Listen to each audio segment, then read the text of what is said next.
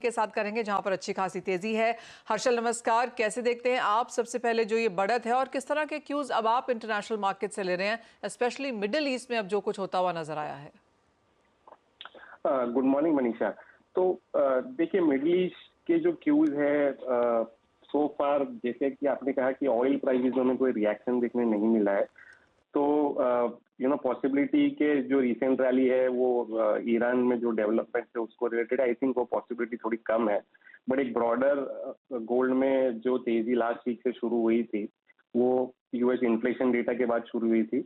तो कहीं ना कहीं मार्केट में जब ये कन्विक्शन आ गया कि अब शायद रेट कट शुरू होंगे सितंबर में, तो वो पॉजिटिविटी हमें अक्रॉस काफी सारे एसेट्स में हमें देखने मिली है। इक्विटी मार्केट रिकॉर्ड हाई पे चले गए।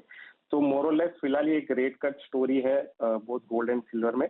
उसके अलावा जो ऑन गोइंग फैक्टर्स है गोल्ड में, जैसे कि जो स्पेकुलेशन है मार्केट में कि चाइना इतना हेवीली जो यूएस ट्रेजरी सेल कर रहा है और उसके अगेंस्ट वो गोल्ड बाय कर रहा है अपने रिजर्व्स में, तो आई थिंक वो भी एक सपोर्ट मार्केट में हमें फिलहाल देखने मिल रहा है। तो शॉर्ट टर्म ट्रेंड दोनों में ही फिलहाल तेजी की है।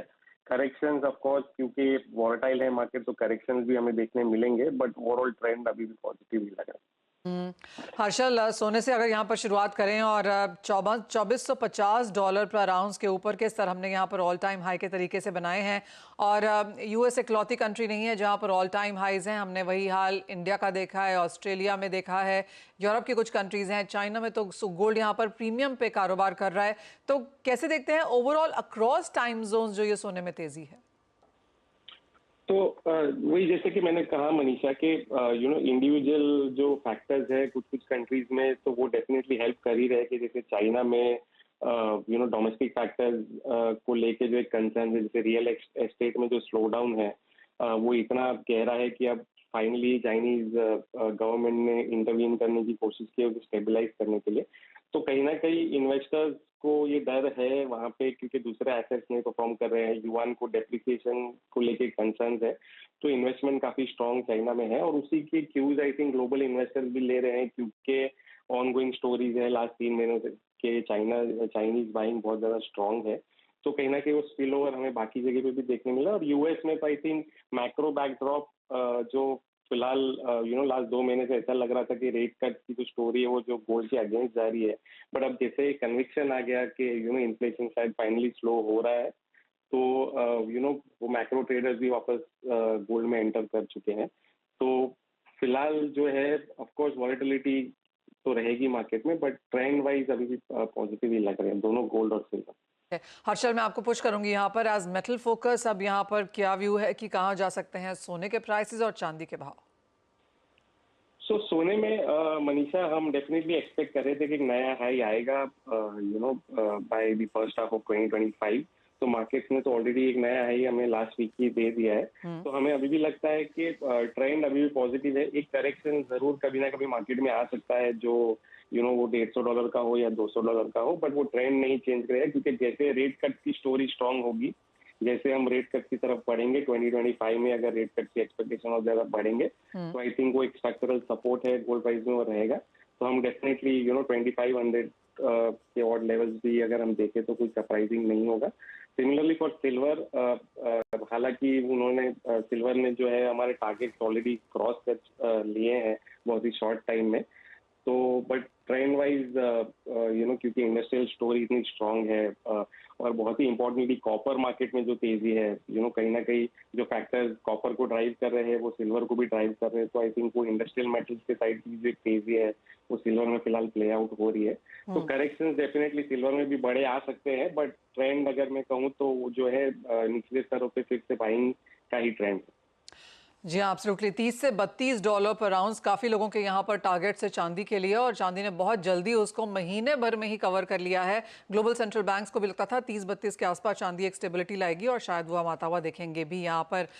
लेकिन मिस्टर अग्रवाल, आप कैसे देखते हैं चांदी के प्राइसेस को, जिस तरह से चांदी का इम्पोर्ट इंडियन मार्केट्स में हुआ है और आगे जाकर कैसी डिमांड बनती हुई नजर आएगी? Good morning Manisha ji. मुझे भी सिल्वर में जो, जैसे कि हर्षल सर ने कहा, वैसे मुझे भी सिल्वर में जो ओवरऑल तेजी दिख रही है। और जो मेरा यही इसमें जो एनालिसिस है यही है कि जो सिल्वर का जो रेट्स है, जिस तरीके से अभी तक गोल्ड का रेट्स बढ़ा है और जो रेशियो से बढ़ा है वो रेशियो से अभी तक सिल्वर नहीं बढ़ा है, तो मुझे और इसमें सिल्वर में और तेजी दिख रही है, वो रेशियो वाइज, जो जैसे हर्षल जी ने कहा उस हिसाब से मैं भी उनसे सहमत हूँ। मिस्टर अग्रवाल, 95,000 हम यहाँ पर कर चुके हैं भारतीय बाजारों में इस साल। आपको क्या लगता है कौन से हायर साइड लेवल्स अब बन सकते हैं?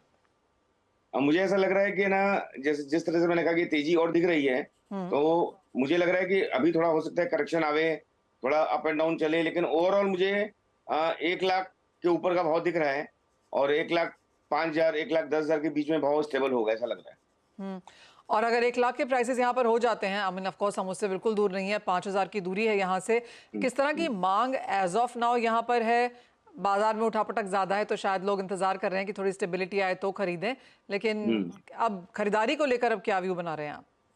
नहीं, अभी फिलहाल तो देखिए खरीदारी एकदम बंद है, क्योंकि भाव इतने बढ़ गए हैं चांदी के, सिल्वर के, तो उस हिसाब से अभी इस समय जो भी डिमांड है सिल्वर में, वो इंडस्ट्रियल डिमांड है, क्योंकि सिल्वर का इंडस्ट्रियल यूज भी बहुत ज्यादा है, तो वो तो अपनी जगह है, लेकिन जो कंज्यूमर डिमांड है या जो मार्केट का इस समय जो सिनेरियो है वो एकदम ठंडा हो गया है। और अब ये थोड़ा जब ये स्टेबल हो जाएगा तो उसके बाद में मुझे ऐसा लगता है कि ये वापस इसका डिमांड निकलेगी।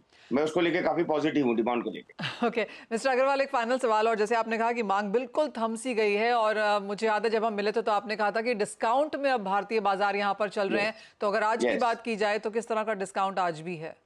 आज भी मेरे ख्याल से 5% to 7% डिस्काउंट पे चल रही है मार्केट, लेकिन ये मुझे ऐसा लग रहा है कि ये जो मार्केट है ये अगर स्टेबल हो जाती है और इसका जो डिस्काउंट वाला जो फैक्टर है वो कम हो जाएगा, तो उससे मार्केट में डिमांड निकल आएगी और आगे डिस्काउंट कम होने की उम्मीद लगती है मुझे। ओके मिस्टर अग्रवाल, बहुत शुक्रिया साथ जुड़ने के लिए। तो क्लियरली चांदी के भाव लाख के ऊपर यहाँ पर जा सकते हैं, अच्छी खासी उठापटक यहाँ पर है, लेकिन जैसे वो कह रहे हैं कि आज 5 से 7% का डिस्काउंट है, एक बार भाव ठहर जाएंगे तो लोग खरीदारी करने भी निकलेंगे यहाँ पर। दिनेश जी, आपका क्या सेंस है सोने और चांदी दोनों में? अगर आप भी यहाँ पर एक स्ट्रैटेजी हमें बना के दे सकें इस तरह के प्राइस मूव में। जी बिल्कुल, गोल्ड तो मुझे बहुत ज्यादा तेजी नहीं लगती, एक रेंज बाउंड एक्टिविटी से नजर आती है। मुझे लगता है 73,500 नीचे में, 74,500 ऊपर में, ये दायरे में गोल्ड मुझे खेलता लगता है। और सिल्वर का जो मोमेंटम है वो इतना स्ट्रांग है कि मैंने फ्राइडे कहा था मनीषा जी की 95,000 एक महीने में आएगा, और ये मंडे को 95,000 आ गया है। तो इसका मोमेंटम देखते मुझे लगता है इससे करेक्शन जो है बहुत छोटे छोटे रहने वाले हैं। जैसे 95,000 से ये 93,000 आया, ये करेक्शन इसका कंप्लीट हो गया। 93,500 के आसपास सिल्वर मुझे आज भी बाय लगती है, तो हो सकता है 1 या 2 दिनों में ये 98,000 के लेवल भी छुए। ओवरऑल मुझे लगता है कि 1,08,000 के आसपास ही कहीं जाके इसमें स्टेबिलिटी आने की संभावना है।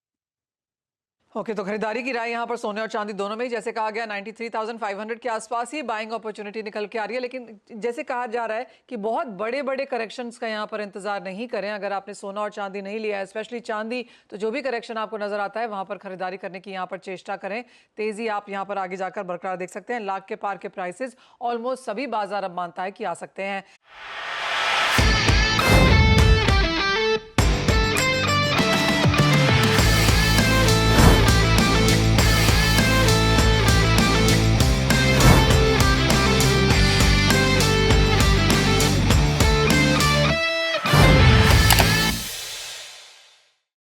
बता दें कि मनी कंट्रोल पर दिए गए विचार एक्सपर्ट्स के अपने निजी विचार होते हैं। वेबसाइट या मैनेजमेंट इसके लिए उत्तरदायी नहीं है। यूजर्स को मनी कंट्रोल की सलाह है कि कोई भी निवेश निर्णय लेने से पहले सर्टिफाइड एक्सपर्ट की सलाह लें।